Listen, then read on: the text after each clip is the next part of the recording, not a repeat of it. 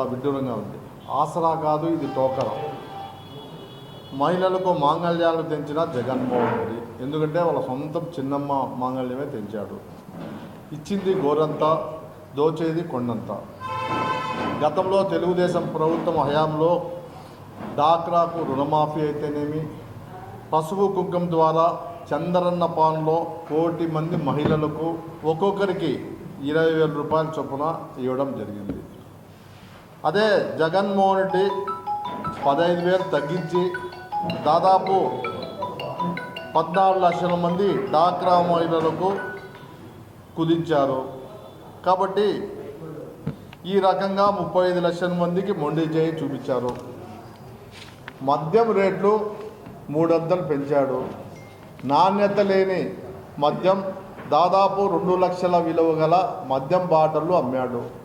దాంతో చాలామంది ఈ నాణ్యత లేని మందు తాగి వాళ్ళ భర్తలు చనిపోతే మహిళలకు అన్యాయం చేసిన వ్యక్తి. ఆ డిస్టిలరీ ఎక్కడ ఉన్నాయో తెలియదు. అవన్నీ కూడా వాళ్ళ కంపెనీల ద్వారా, ఎంపీలు ఎమ్మెల్యేల కంపెనీల ద్వారా మద్యాన్ని విక్రయిస్తూ ఈ దినం రాష్ట్రాన్ని దోచుకుంటూ మహిళలకు మాంగళ్యాన్ని తెంచుతున్నాడు.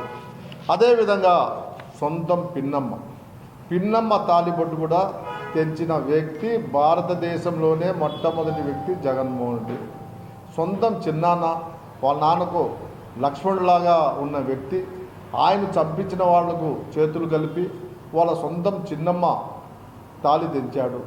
అదేవిధంగా వాళ్ళ సొంతం చెల్లెలను ఆస్తిలో భాగాలు పంచకుండా ఆమెను తరివేయడం జరిగింది.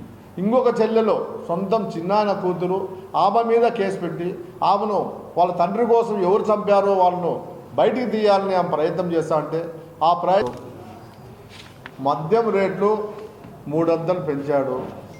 నాణ్యత లేని మద్యం దాదాపు 2 లక్షల విలువ గల మద్యం బాటలు అమ్మాడు.